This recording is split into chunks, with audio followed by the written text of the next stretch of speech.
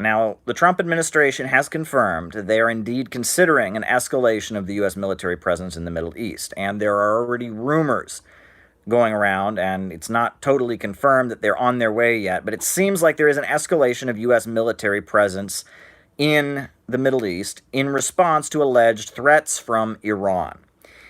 Now, what are these threats to the United States in Iran? Well, they are alleging that there are missiles on top of boats, that Iran has put missiles on their boats, and that this is a threat to the United States, and so the United States must escalate its presence in the Middle East. Well, folks, if you think that Iran is putting missiles on their boats to randomly attack U.S. forces for absolutely no reason, you're a little bit out to lunch. I can say that much.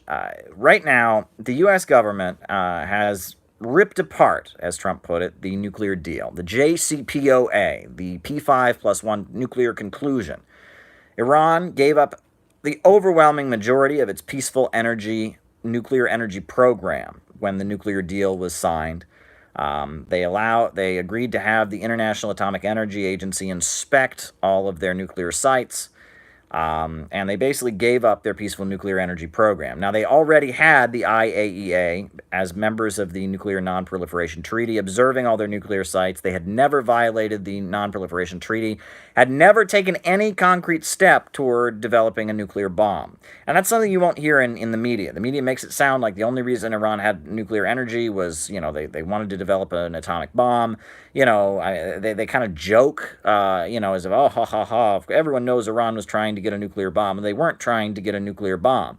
And the IAEA confirmed that. But regardless, the nuclear deal that was signed, as a result of, John Kerry in Sweden and the P5+1 talks and Geneva and all of that, the ultimate result of all of that stuff was a nuclear deal in which Iran gave up its peaceful nuclear energy program, the overwhelming majority of it. They kept a little bit of it, but overwhelmingly, they got rid of it. The International Atomic Energy Agency, which was already there, began monitoring to make sure they complied with the nuclear deal, and in exchange, sanctions were to be lifted against Iran. And the Trump administration came in and ripped that up completely. Iran had already shut down so much of its peaceful nuclear energy program, but now the sanctions have been reimposed. Trump said that Iran was not fulfilling the spirit of the agreement. He didn't say they were violating the agreement because they weren't. In the International Atomic Energy Agency, European countries all confirmed that Iran was fully complying with the deal. That didn't stop the Trump administration from ripping it up, and they said that it was a bad deal to begin with, even if Iran was complying. So Iran has waited and waited. And under the agreements, because Iran was facing new sanctions and the USA violated the deal, the European countries were expected to then compensate Iran for the fact that the USA pulled out of the deal. Well, the European countries haven't done that. So Iran is basically not going to comply with the deal anymore. They've pulled out of the deal as well, right? If the USA was going to not sanction them in exchange for them giving up their peaceful nuclear energy program, why should they give up their peaceful nuclear energy program if they're not getting the benefit, what was promised to them as a result of the nuclear deal? So, as a result, Iran is expanding its peaceful nuclear energy program. And furthermore, we now have the Trump administration announcing that they are going to stop Iran from exporting oil. Iran's entire economy is centered around a state-run oil company. It's an oil-rich country, has been, and so they announced that they're intending to bring Iran's oil exports down to zero. Iran is facing economic strangulation, right? Of course, they're very concerned that at some point the USA may try to stop an oil tanker. A number of countries have announced they're going to ignore the United States and keep buying Iranian oil, among them China. China is going to keep buying Iranian oil. And so Iran has, put some missiles and put some rockets on their boats in the case of the understanding that maybe perhaps the USA might try to stop one of their oil tankers or mess with them in the Straits of Hormuz or in the Persian Gulf. And so now it's announced by the Trump administration that these are threats against the United States. They're threatening to attack U.S. forces, so now there's an escalation. And there are reports that the USA, the Trump administration, was considering an attack on Iran And now the White House has denied those reports, and there seems to be some confusion. We have Bernie Sanders coming out and saying he will not allow the USA to go to war with Iran, that this will be stopped. We have Mike Pompeo and Patrick Shanahan, the acting head of the U.S. Central Command, going to Capitol Hill, meeting with congressional leaders behind closed doors and talking about threats from Iran, briefing them on the situation regarding Iran. The whole situation is very, very dangerous, and it has the danger to escalate. And as someone from the United States who has spent quite a bit of time in Iran, attended conferences in Iran, made a documentary about Iran, participated in a humanitarian mission with Iranian medical volunteers trying to bring humanitarian aid to Yemen, I feel like compared to most Americans, I have more of kind of an understanding of the situation going on over there. And that's why this whole thing has got me deeply worried, because I know that the Iranian people are going to defend their country. That country is locked and loaded. They have got Basij councils, and they have got, the Revolutionary Guards, and they have got militias, and this is not going to be, fighting Iran is not a joke. It's not a joke at all. I tell people about, after I got back from my humanitarian mission, trying to bring medical aid to Yemen, we went to the shrine where Khomeini, the founder of the revolution of Iran, is buried. And it was on the anniversary of his death. And I was at the shrine, the Khomeini Shrine, for a ceremony that they have every year to commemorate the death of Khomeini, in which the supreme leader, the successor of Khomeini, Khamenei, Ali Syed Khamenei, the supreme leader of the Islamic Republic of Iran, spoke. And that was a very moving experience. There were roughly 20,000 people inside of that mausoleum. I was, seated with the foreigners and diplomats. There were a lot of African diplomats, a lot of Chinese diplomats, Chinese businessmen in this section I was in. But most of the 20,000 people that were in this auditorium were everyday Iranian working class people who would bust in on these tiny little buses from all over the country, teenagers, young people, military folks, Revolutionary Guards, all packed into this auditorium. It was kind of funny because, I being the only American in that auditorium of 20,000 people, when I went in, I got the pat down of my life. I have never been so thoroughly checked for weapons and patted down as I was when I was the only American to go into the auditorium, the mausoleum, to see the Supreme Leader of Iran. They took my wallet out and they checked every single one of my credit cards and membership cards and business cards in my wallet to make sure they weren't knives, they weren't sharpened. They went through all the pockets of my pants. I got the thorough pat down. Because here I am, an American, about to go into the auditorium where the supreme leader of the Islamic Republic of Iran is going to give a speech. That was quite an experience. I went into the auditorium, they gave me an earpiece with translation so I could hear the supreme leader speak. And I was towards the front, and I was on the side. It's divided between men and women. Women are on one side, men are on the other side. And I was about 100 feet away from the supreme leader. But he was up on a balcony. I was on the ground level, and he was up on like a balcony. And I got to tell you, you can't really understand it unless you were there. But when the supreme leader, Ali Syed Khamenei, came out onto the balcony, the level of energy in that room was, woo! It was like the room had been lit up with electricity. It was like a jolt. Like the room just shook, right? It was like the minute before he was there, the level of energy was at one place in the room, and then the level of energy went up, doubled, tripled in the room. It was like the room was like alive all of a sudden. And you had people crying as soon as they saw the supreme leader, just crying, bursting into tears. Grown men just bursting into tears as soon as they see the supreme leader. People moving back and forth. All the men, when he enters the room, the different men, they extend their hands and they say, "The blood in my vessels belongs to the supreme leader."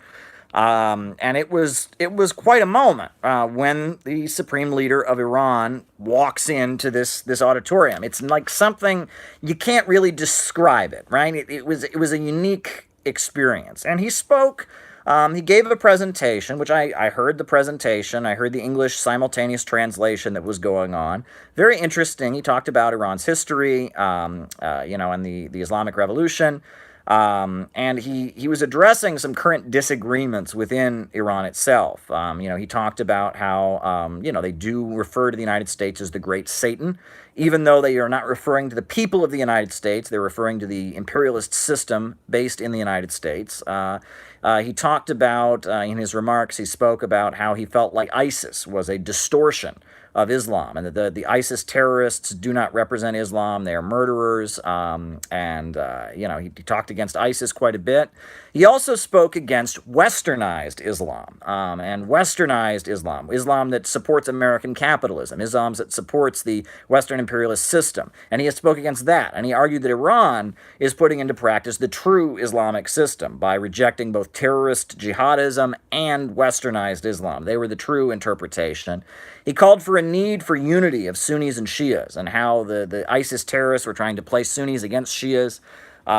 He talked about how the Islamic Revolution was not like the Marxist revolutions of Europe, and it was not like the French Revolution, because while there was violence, it was not glorifying killing, and he argued that the French Revolution and the Marxist revolutions overemphasized killing too much. What else did he say? He talked about police brutality in the United States. He said that they condemn the crimes of ISIS terrorism as well as the crimes of police brutality in the USA. What else did he talk about? He talked about a lot of different things.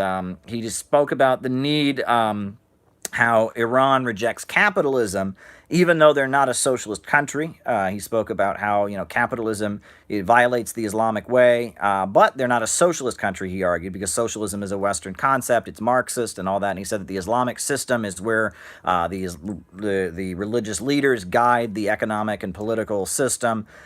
It was quite an interesting presentation. And at the time, and still today, there's big divisions in Iran between what they call the reformist movement, which then the people who don't like them call them the moderates, and the hardliners, which that's what people who don't like them call themselves. They call themselves the principalists, right? And these two factions, the hardliners / principalists, the moderates / reformists, they are the two wings, and that the supreme leader of Iran, interestingly, rejects both, and he says that every Muslim is both a reformer and a principalist. You stick to your principles, but you're open to reform, and that the supreme leader doesn't take sides in these factions, and that the elections, they tend to elect, the current leader of Iran, the president, Rouhani, is considered to be a reformist or a moderate.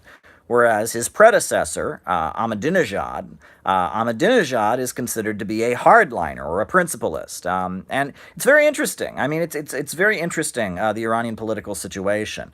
So there you go. And I spent a lot of time in the country, and I got to tell you that, there are a lot of Iranians who are frustrated about the situation in the country. They want reform.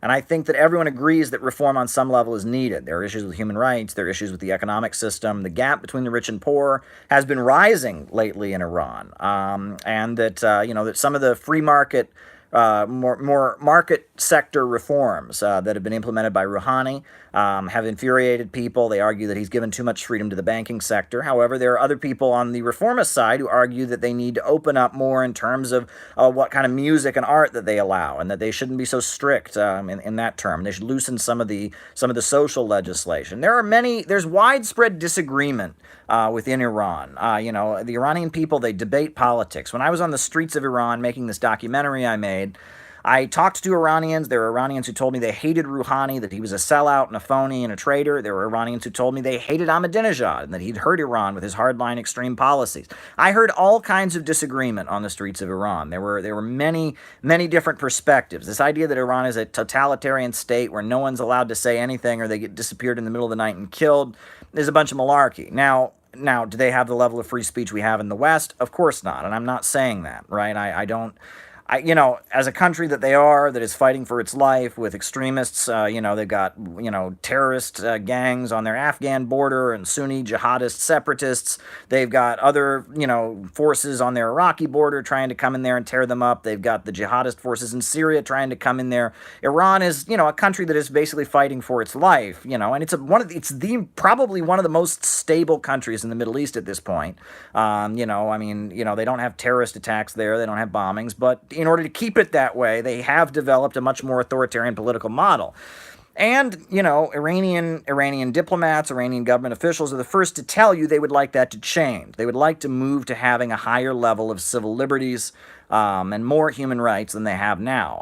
However, when you're fighting for your life, when you're facing terrorists and drug dealers, Iran has a huge problem with heroin coming over the border from Afghanistan. The number of heroin addicts in Iran is not small. It's one of the largest percentages in the world, and that's because they're right on the border with Afghanistan, with drug cartels coming in. They have real difficulties there in Iran, but they're trying to maintain their non-capitalist economy. They call it, not capitalism, but Islam. The revolution was founded on a principle of neither East nor West. They were neither, Soviet-style communism nor Western capitalism. They talked about how the revolution was a war of poverty against wealth. And then they have these organizations called the Basij. And they're like community councils that exist in every neighborhood. And Basij literally means the mobilized oppressed, and that's what Basij means. And in every neighborhood in Iran, you have your Basij, and they are the people that their job it is to promote the goals of the revolution and to carry out the agenda of the supreme leader. Now, the biggest economic entity in Iran at this point is the Islamic Revolutionary Guard Corps, which is a military force which is above the elected government. It is accountable only to the supreme leader. And, it's military, but it also does a lot of infrastructure. They build Iran's bridges, for example. They build Iran's power plants, and they're kind of a collective or a giant religious cooperative, you could call it. And the Trump administration declared these Islamic Revolutionary Guards to be terrorists, even though they're on the battlefield every day in Syria fighting against ISIS, right? And they were so key in defeating ISIS in Syria.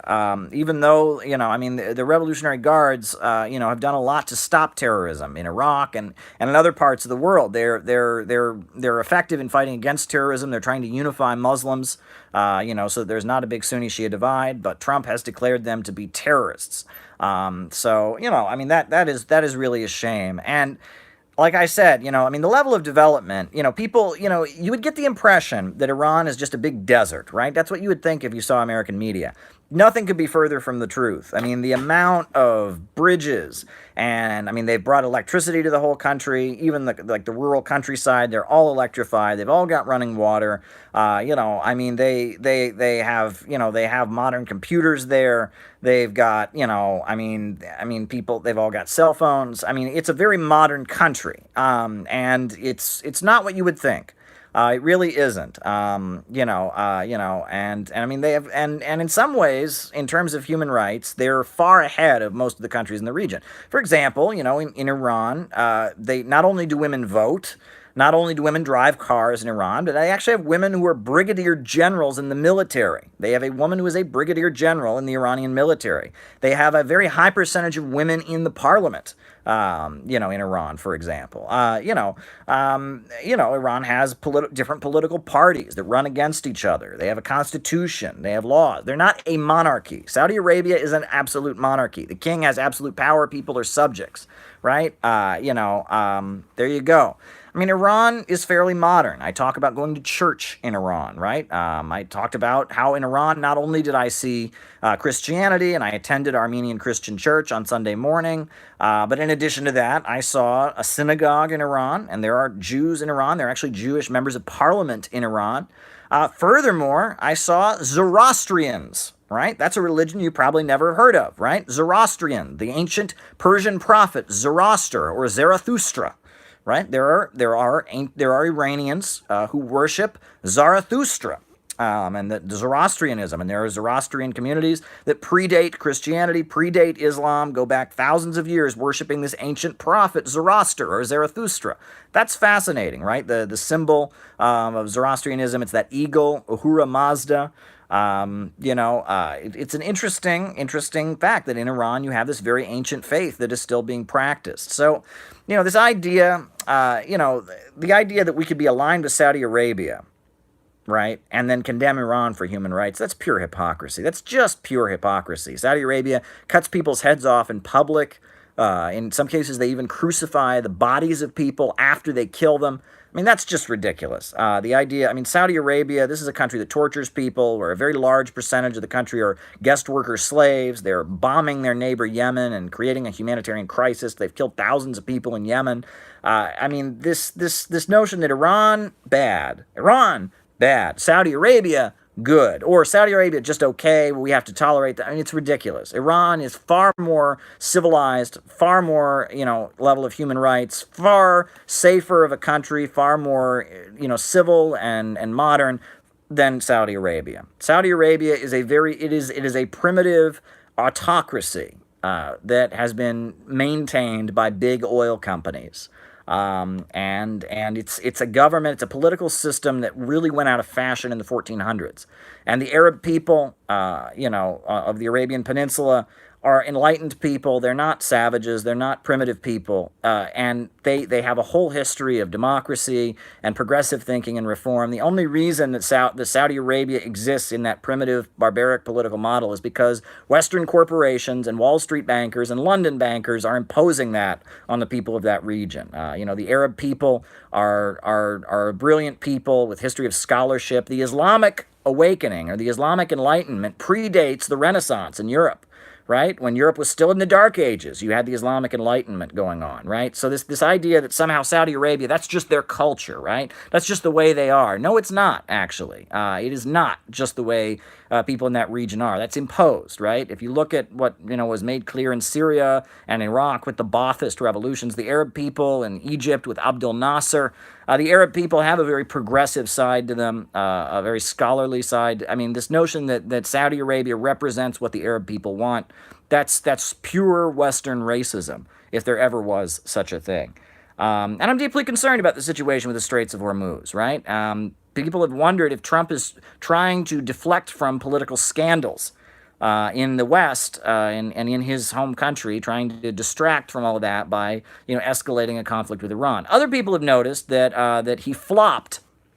He flopped in Venezuela. That the attempted coup to bring Juan Guaido to power completely flopped and failed, and that it may be that the Trump administration is trying to redirect everyone's attention to the other side of the world to distract from the fact that their attempted coup against Maduro completely failed, and they weren't able to reduce Venezuela to civil war and chaos. Maybe that's the issue. But regardless, we're seeing some very provocative moves by the United States.